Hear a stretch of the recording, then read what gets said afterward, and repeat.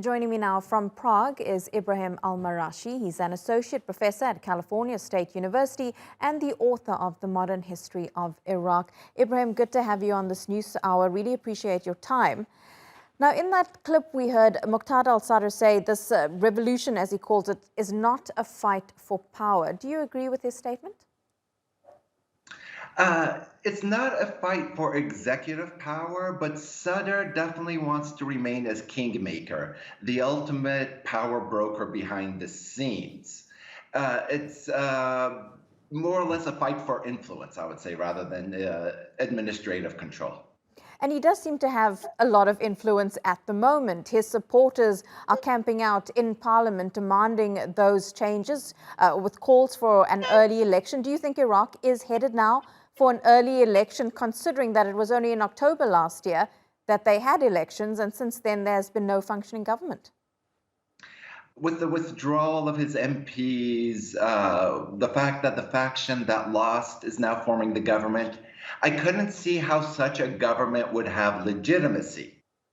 I think this is what he's trying to do, is let the losing side, they're Shia parties, but let this losing side try to form a government, and even if they do, see how much legitimacy they have. Without that, Iraq would be in the direction of elections.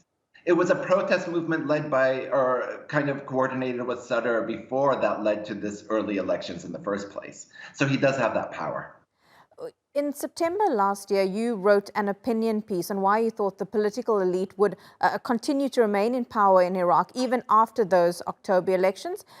Just take us through your reasons as to why you thought that would be the case and why almost a year later, Iraq still doesn't actually have a government. I mean, these political elites now have been entrenched in the system for about 20 years. We're coming close to the 20-year anniversary of the Iraq War. They have pervasive networks within the state, and they're not going to give up that pervasive power willingly. They'll do everything that they can do to cling to power. Their fortunes change, their votes change, but somehow they always seem to remain in the government. It's for that reason I said, regardless of the elections, the system ensures that they have continuity of power. So what's the way forward then? Because you've had the system in place. It's been 20 years since that war. What's been achieved since then, if anything? You've got an uprising of young people who many are trying to leave the country because they simply don't see a future for themselves there.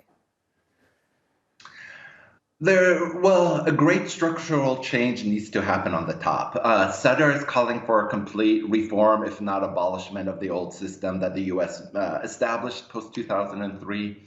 Ideally, this has been remaining an elusive goal, but a government formed primarily of technocrats that know how to govern, that are not emboldened to any political party, that's always been the ideal, but it's been called for since the protest movement in 2019, and it remains elusive. But in my opinion, that's the way to go forward. Ibrahim al Marashi, really appreciate you speaking to us and giving us your analysis on that political situation in Iraq. Thank you so much.